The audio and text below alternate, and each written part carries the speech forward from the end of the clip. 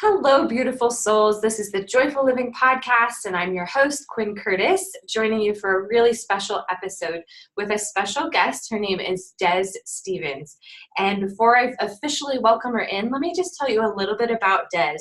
She's the founder and CEO of Radiant Coaches Academy, a division of Radiant Health Institute, which is a social enterprise and prominent international coach training school which certifies individuals to create vibrant professional private practices as holistic life coaches, wellness coaches, and business coaches. She is a certified life coach, master trainer, and marketing strategist. So Dez, we're so excited to welcome you on the show. Welcome.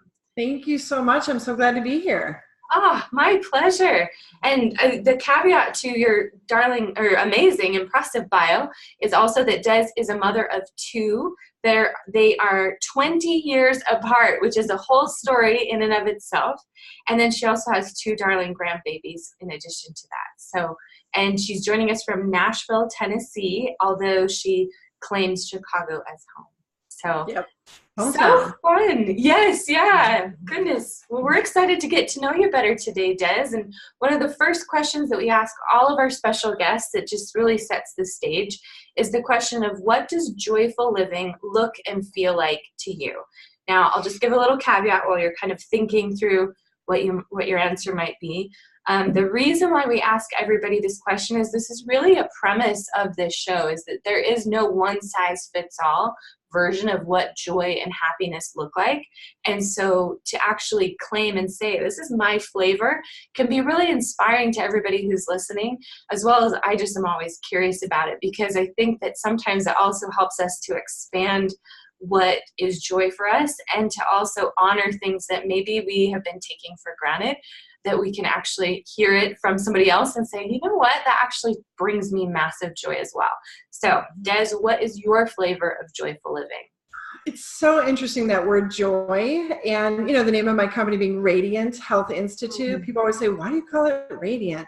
And it's such a word that is like not natural to some, like me. I'm more cynical. I'm more sardonic by nature. So when I hear that word, I think, ooh, that sounds kind of corny. That sounds kind of cheesy, but it's a big part of who I am. People describe me that way. They say, you're so positive. You're so joyful. You're so radiant. Why are you like that? And if you saw a movie of my life, you would think, why are you? Because you have a lot of reasons. Are you doing that on purpose? So for me, I will say looking for joy is always the hardest way for me to find it. Because what I've learned is it's always been there. It's always been with me. And I just have to remember it and kind of recover it more than find it and discover it. Yes. So, I'm in this program right now. It's a 9-month program, and it's called Embody Joy. And I almost did not sign up for it because it had the word joy in it. Because I'm like, oh, I don't know if I'm that thing or not, right? So I'm kind of a science nerd, and I loved a description I heard from a quantum physicist recently about the present moment. And I think of it the same way as I think of joy. Me too. So he described it as, this is a Stanford quantum physicist, I can't think of his name right now, but he talks about standing at the ocean. And you're looking, I grew up, in Chicago near Lake Michigan, so a vast lake, vast ocean, and the water, it represents the future. The sand, or whatever you're standing on, represents the past. And that moving line of water, the one that foams up, that moves back and forth, that's the present moment. That's joy right there. So you can't really grab it. It's there, and then it isn't there, and then it moves, and you got to chase it, and you got to stand with your feet in it, enjoy it, because joy is just that fleeting moment of this maybe euphoria, maybe some endorphins that are kicking in, right? So it's not something you can kind of grasp and hold, and the harder you try to find it or hold on to it, the less easy it is to access. So I say just let it be a natural state of being, because that's how you came into the world. Absolutely. Absolutely. And that's definitely a big theme of this show, is that the difference between joy and what a lot of people think is just happiness or pleasure, and really equating joy with presence and with aliveness. So yeah, we're right on track with that. So share with us a little bit of, behind the scenes in Dez's life. What does that joy, when do you find those moments, or what kinds of things do you find? I've always found joy in the simple practices of helping others, serving others. I was really lucky as a child. My stepmother was a social worker, is a social worker, and she used to take us to clinics where, the parents would come in and they talk to the doctors about maybe the medical needs of their child, and then they would see a social worker if they wanted to. And I would always take care of the kids while my stepmom would do that. So I remember so vividly, I was probably about 12 or so, and I remember these twins came in, and they were significant because I'm a twin. I'm an identical twin. Oh, fun. So they were 5-year-old little girls, and one was, quote, normal, and the other one had a disorder of some kind where she couldn't talk or walk or communicate. But mom and sister who were there knew exactly what she meant. She would blink her eyes for yes once, twice for no. Energetically, they sensed what she needed at any given time. And I remember feeding her. She had this atonal stiff muscle kind of condition. So I would feed her with a bottle, and imagine a 12-year-old holding up a 5-year-old who's real stiff and pushing on your arm, and you're feeding her. And I would do that probably for about 10 minutes, but it felt like for an hour, and my arm would get really tired. And I thought, when I first met her, I thought, wow, she can't walk and she can't talk and she can't communicate. But by the end of that hour that my stepmom spent with the mom, who really needed that hour without the kids, I understood fully what she needed. And the sister was just dancing around her and singing and talking to her like she was, quote, normal. And I thought, oh my gosh, like, wow. So I felt joy in that moment because I felt that sister's joy. I almost felt a gratitude about the fact that I had my own twin to go home to, who, by the way, was not there because she was not a volunteer type. And I felt the joy within this sister that I was holding. I just felt joy. I felt all this, which I didn't know at the time, honestly, was a lot of hormonal activity. So I was getting, serotonin and, endorphins rushing through my veins. And it just was one of those moments in my childhood that I really remember feeling really a lot of gratitude and a lot of appreciation for the body that I have. And I was a gymnast, so I knew I could use my body in ways that this little girl couldn't. And also, I just also thought of her as being completely fine the way she was, and that God had made her perfect as well. I love that. And then that's definitely carried forward in your life, a theme of service. Yes, yeah. I've always loved volunteering. I think because my parents encouraged me to, and I always saw that as a model. But I get so much fulfillment and joy from serving others, period. I don't care what it is. I don't care if it's a nonprofit organization, a fundraiser, wherever I travel. I just literally go to the local people and I say, what can we do while we're here for 2 weeks? Because we tend to go in patches where we train for 2 weeks at a time. So we might go to an orphanage, we might go to a school, we might go to a community center, a pastor, and say, what can we do while we're here? Because we don't want to assume what we should do. We want to ask.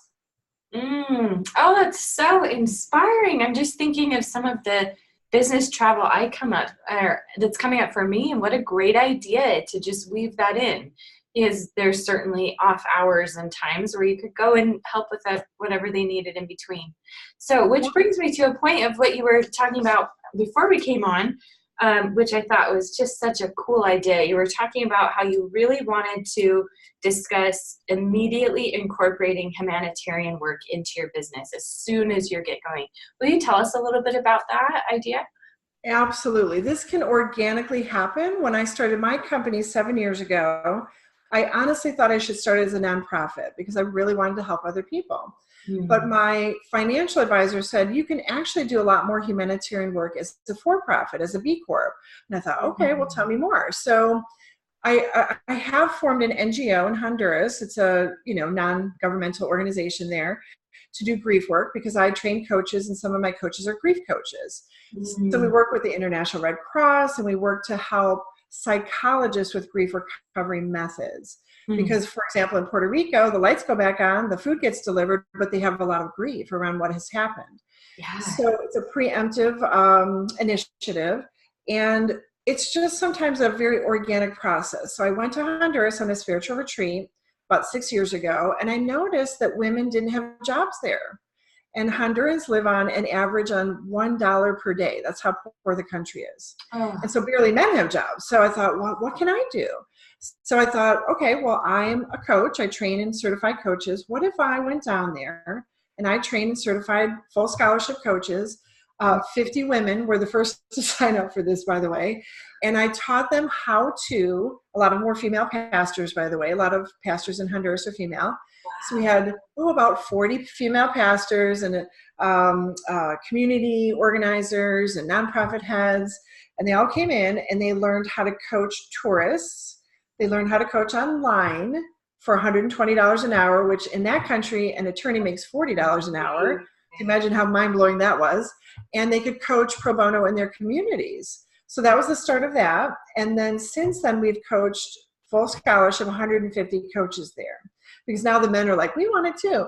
So that was just a natural extension of, wow, women don't have jobs. And then the UN said, we want to give money to Honduras because they don't have any tourism money, because no one thinks to go to Honduras on vacation, right?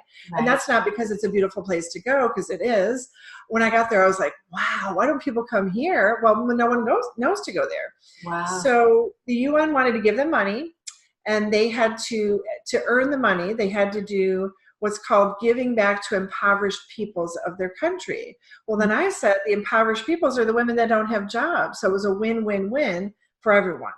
So the president went on TV and announced, this full scholarship. People wrote essays to get in, and 50 women were in a room when I got there. So that was quite the experience. And now we've been back probably about 5 times since then. And that just naturally happened. And now we formed an NGO in honor of a daughter that 2 of our coaches lost in a car accident 10 years ago. Mm-hmm. And they want to honor other families who have lost a child or a loved one and help them with their grief. So they're grief coaches. Wow. Oh my gosh, what an inspiring story. And what I love about this too is that your humanitarian efforts are really just an extension off of what you're already doing professionally. So I love that you're using the scholarship model and doing pieces like that, because I think that that is another place where businesses could do a lot better job. Like it could, for it to just make sense and be a natural complement of those services. It's really inspiring. We sometimes separate those things. We say, oh, well, when we make a bunch of money, we're going to give to charity, or that's something I do on my personal time. Well, we can mix them. It's a beautiful thing. Oh, I love that. That's so, so good. I'm just thinking about everybody who's listening who are, health related fields, and who are coaches, or who are, there's so many industries, but just business owners, of just getting excited about how can we help our own communities, and how can we help other communities in the world with what we already offer and do best. It's brilliant. Awesome. Well, and thank you so much. I would love if we shifted gears a little bit and talked about one of your favorite topics you shared, of developing your intuition to accelerate your growth in business. So tell us why this is one of your favorite topics, and then let's dive in. I call myself the intuitive entrepreneur because I use my intuition every step of the way in my business. I know I'm intuitive. I embrace those gifts, those God-given gifts, but a lot of people don't think they are intuitive. So I help them to understand, firstly, that they are, because we all are, and to understand in which way we're intuitive, because that can help us in our business or in our personal life. Yeah. So for example, you might get a message in a dream. You might hear your grandmother who has passed away speaking to you still. Maybe you're getting a nudge, like a knowing about something. That's, I would say, the most common one that people don't realize is instinctually intuitive, is they just know something and they don't even know why they know it. Maybe they're driving in a car on their way to work and they always turn left at this stoplight, and just something tells them they're not supposed to turn left. So they turn right. And then they find out there was an accident if they had turned left. So they're like, no wonder. Or they turn left anyway because they ignore the intuitive hit. And then they get stuck in traffic. Like, I knew I should have turned right. Yeah. So that was just a knowing that they felt. It's, intuition is not grandiose. It's not like a vision you get at the mountaintop on a meditation retreat. It's all that little stuff during the day, every single day. As women in particular, we are much more in tune with our intuition sometimes. So sometimes it's a feeling, sometimes it's a sensation. goosebumps. When we get goosebumps, like, ooh, that thing on the back of your neck, or the thing that goes up your arm. And I always say, like, depends on how many layers deep your goosebumps are, what kind of message you're getting. Because the other day, I literally got one that felt like it was 3 layers deep under my skin. And I was like, well, this is a deep one. I got to listen to this one. Yeah. So you might socially meet someone. Let's say you're at a party or a networking event for business, and you get this feeling when you meet someone that you really don't like them. You don't even know why. You might not like the way they look or the way they sound, but it's like, it's in your gut. And it's like, oh, I'm not so sure about this person. Yeah. Or you might meet someone and be like, oh my gosh, like, I love this person. I don't even know why, but I want to be their friend. Or you might feel nothing. You might feel indifferent. So that is your intuition saying, I think the one that you're really attracted to, you have something to learn from. The one you really don't like, you also have something to learn. And the one that you're indifferent to, you probably have nothing to learn at all. So I think that your intuition's guide to say, maybe you should pursue a business relationship or a business conversation with the one that you met that you really enjoyed at a networking event. Or maybe you should pursue a friendship with someone socially that you meet that you like. The one that you don't like probably has a really strong message for you. Not that you have to engulf that person into your life, but listen to that. Notice what you're noticing about that person, because it can mirror something to you as well. But the people who you feel indifferent to, like, let's say you and I are at a party and I say, like, check out that guy with the blue shirt. What do you think about that guy? And you might say, who? What? You might not even notice him. So that is a person that probably your spirit, your intuition is saying, I really got nothing to gain from that relationship or knowing that person, so I'm going to let that one go. So imagine you're trying to take on a business partner or make a business decision or decide to buy a new house or something. You have to listen to that place inside. Sometimes it feels like it's in your head. Sometimes it's in your heart. Sometimes it's in your gut. That's where instinct really kind of lives. And sometimes it feels a little lower, like below your belly button. And that's more of that kind of root chakra, that knowing that we have that's more guttural, more primal. But it doesn't matter where it shows up. Wherever for you it shows up, I want people to really notice what they're noticing and to not ignore it, because there's always foresight is so much better than hindsight. When you're like, this is telling me something, then I'm going to listen to you. I'm going to pay attention. I'm going to get quiet for a moment. It can just be a minute. And just listen to the sensation, listen to the message. But if I ignore it, poof, later I'm going to be like, oh man, I knew I shouldn't have done business with that person, right?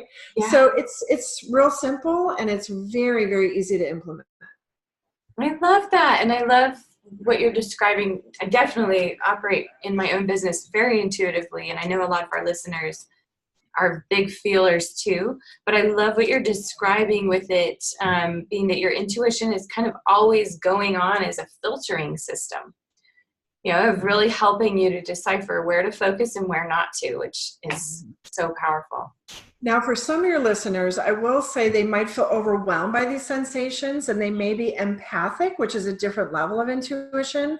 Yeah. So, all of us are sympathetic. We can understand the loss of someone else, maybe a death. We can be empathetic. We can understand something because we've been there. But empathic people, that's a different level. They might literally feel the physical sensations or the emotional sensations. And I'm one of those people, I resisted it for a very long time. I was like, oh, I'm not that. No, I'm not a medical intuitive, none of that. But I was denying that part of myself. So what I have learned is if I go grocery shopping, especially if it's like at a Walmart or a concert where there's a lot of people, I have to actually dial it down. And I have learned from a colleague, actually, that if I ask for only the messages that are relevant, that may help someone else or myself, that's all I want to hear. That's all I want to feel. And I want all the other stuff to go to the side. Because otherwise it can feel it's like a tsunami of emotion and sensation. So I just dial it down. And sometimes I can dial it down so low that I actually feel kind of invisible. And people don't even notice me. So we can play with our energy. And, this is our life is also our energy. And our energy does not control us. We control it. And I think of it this way. We don't have a soul. We are a soul. So our energy and our emotions and our thoughts, this is all part of who we are. So we can tone down our thoughts. We can meditate to simplify the mind. We can, let's say, amplify our emotions when we need to. This is within our control. Mm-hmm. So we can do the same with our energy. And for those of us that are feeling overwhelmed by our intuition, we can also just ask for only the messages necessary to be revealed at that time. And that can help us leave the house sometimes, because, otherwise we're like, oh, there's so many things to feel out there. Yes.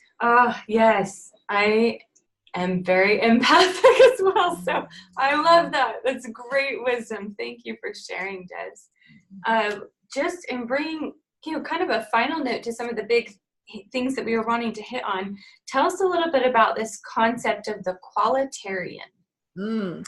So you know how some people call themselves a vegetarian if they're eating a certain way, or ovo-lacto, there's all these different categories of like how people eat. Yes. Well, I thought of this concept when I was working for Vegetarian Times magazine, because I was a vegetarian for like 30 years. And I thought, it's really about quality. It's not about, well, I don't eat this and I only eat this. And of course, a lot of us are like paleo or, keto and all these different things that people are. I say, what if we just ate quality foods and focused on the quality? And then I thought, what if we just focused on quality thoughts and quality emotions and the quality of the company we keep and the quality of, people we choose to spend time with, and the quality of the water we drink and the quality of the air we breathe.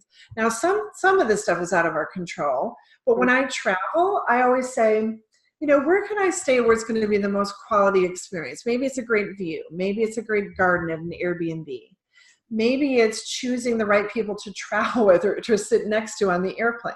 Mm-hmm. And I think a lot of us, we deny that part of ourselves. We think, oh, that's pampering. Oh, that's luxury. Well, maybe it's as simple as, I don't like where I'm sitting at a dinner party. I'm going to get up and move, because I know if I sit there, I'm going to have a horrible time because of the person sitting next to me. Another person might say, well, just sit there anyway because you have something to learn from that person. But I say, if this is not going to be fun for you, get up and move. Even if it's across the table, because energetically it might be really intense for you to sit next to that person. A good example might be something like a choice, quality choices. If my mom invited me to come to Thanksgiving at her house, and I wasn't getting along with my twin sister at the time, I might say, well, I don't want to be there because she's going to be there, right? That can be a very common thing during the holidays. I have to ask myself something. Do I want to avoid that? Do I want to make my mom sad just for my own self-serving? Or do I want to go anyway and be the quality person I know I can be, with positive thoughts and a good intention? So quality and my intention can be my that thing that day. So I always just think about life as everything I'm doing, it's a choice about quality over quantity, over something else. That's just the lifestyle I choose to live. Oh my gosh. Thank you so much for sharing. I am obsessed with that idea. I love that. Oh man. I hope that's hitting home to you guys who are listening as well. That is so profound. We're all now going to be #qualitarians because I heard you share I'm that. writing a book. I can't wait. I can't wait. Oh, you'll have to let us know when it comes out. That's so exciting, Des. Goodness. Well, this time has just flown by in talking to you, and you've shared so many juicy, fabulous things. I wanted to give you a moment to just share a little bit about if anybody's excited and they're thinking, oh my gosh, this Des person, she's amazing. I want to get connected with her and what you do and be a part of that somehow. Tell them a little bit about your Radiant Coaches Academy and how they can connect with you. Sure. Well, I've been a coach since 2005. Love the coaching industry. I love that I found coaching because I was coaching before I was coaching professionally.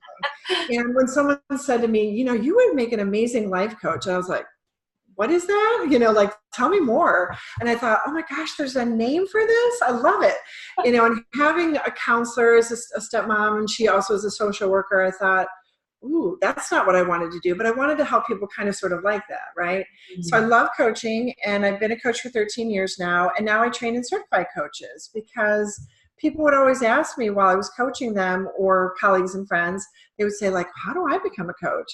So I thought, ooh, there's nothing in the Mid-South that existed at the time. So I started at Vanderbilt 7 years ago. and I train holistic coaches, meaning that they, as life coaches and business coaches and wellness coaches, use a holistic paradigm. And now we're doing a spiritual coach curriculum, which is really exciting that we just launched. So we have online training and in-person training, and our website is radiantcoaches.com if people want to check it out. But coaching can be that thing, if you want to help other people and if you want to serve others, that might be the career that you've longed for that you didn't even know existed.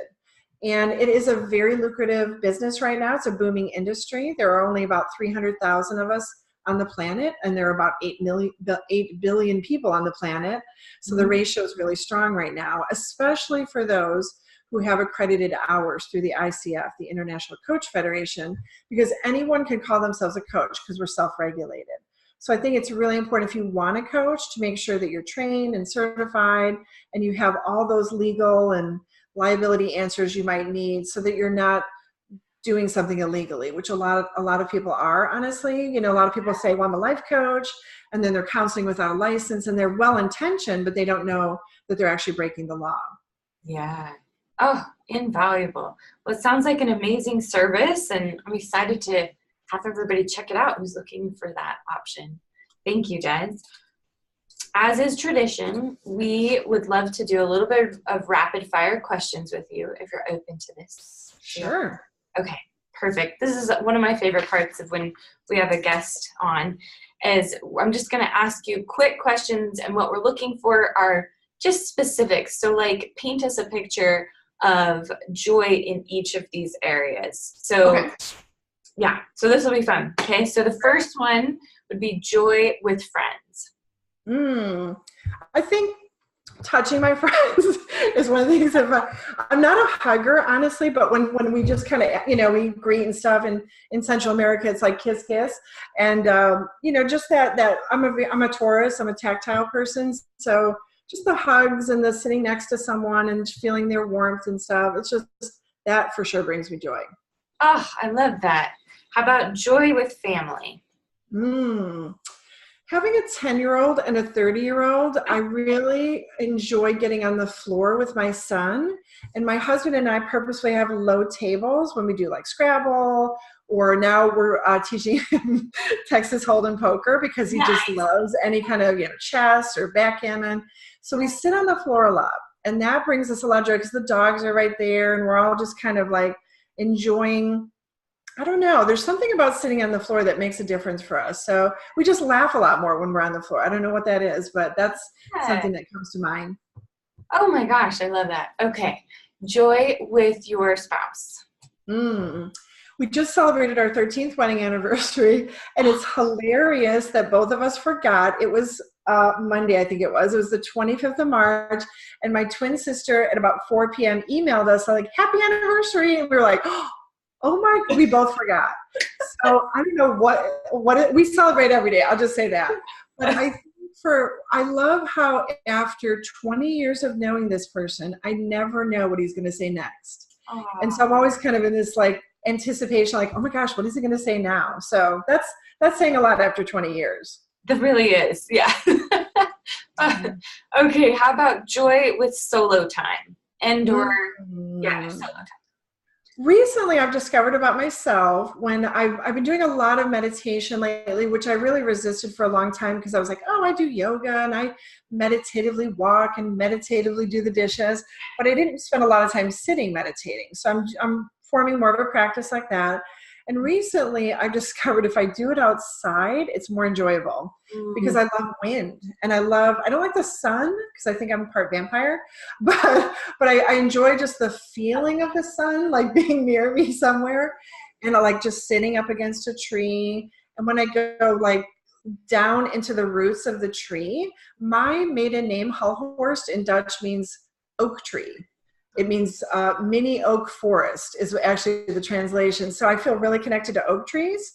And I just sit by the tree in the shade, and I go in, and I just, oh my gosh, there's a new form of joy that I never knew was in there. So that's been fun. I love that. And this next and final might feel a little bit related to that as well, but joy with the divine. In whatever flavor. Yeah, divine, of course, as a child in church and things like that, I always thought divine was up. I thought it was above me. And, you know, a lot of people do, heaven and a higher power. They kind of tend to look up. What I have discovered in my meditations recently is the more I go inward, the more the divine is easier for me to access. And I feel a connection to something that kind of predates the Bible, that is very ancient, that is very cellular, and it feels so primordial in a way and feels so good. And so I've noticed that I also kind of go down now. I'm a very grounded person. I'm very rooted. So I go down, I go up, and I try to connect those four places: the head, the heart, the gut, and the root. And when I do that, I just feel so connected. And yes, it's to other people and animals and the planet and that, but it's just like this euphoric place that at 53 years old, it took me this long to find it. So I was like, ooh, it's also down. So yeah, that's where I've been spending a lot of time. It's just kind of going inward in that sense of like just enveloping that kind of folding my wings, feeling. Oh, goodness. Also gorgeous. Thank you for sharing, Des, and giving us that little peek. That was so valuable and beautiful. I can't believe we're at the end of our time. If you are looking to connect more with Des, go to radiantcoaches.com. And then, Des, are there any final closing thoughts or anything that you want to just make sure hits home with our listeners today? I would encourage all of the listeners to really spend, even if it's 5 minutes, every day with themselves. They don't have to meditate. They don't have to pray. It's not a mandate to do something quiet. But if you don't chunk out that time, and I don't care if you have to close the pantry door and do it in the closet or something, but spend 5 minutes with yourself when you're awake, when you're alert, when you're not stressed, and just kind of see what happens. And I think people might be surprised what kind of joy they sense there. You don't have to have an intention, by the way. I think a lot of us get very like checklisty about it, like, well, I have to be grateful for 5 minutes, or I have to journal about my gratitude, or I have to do this. Like it's something on our to-do list. I just say, just be alone with yourself, 5 minutes, see what happens, see what you find, because it's a beautiful thing. Oh, goodness. What a gorgeous note to end on. Thank you so much, Des, for sharing your heart with us today and your insights and wisdom. It's been such a joy to have you on the show. Truly. Thank you so much for having me. These 30 minutes flew by. It sure did. It sure did. So, goodness, and thank you to each of you listening. We're so grateful for you and are cheering you on in creating and living a life that you love, and in being able to open up your gifts more fully, that you can share them and serve in the world and be the light that you were born to be. So thank you for listening. We're grateful that you're here, and we're sending you lots of love. Until next time, we'll talk to you later. Bye.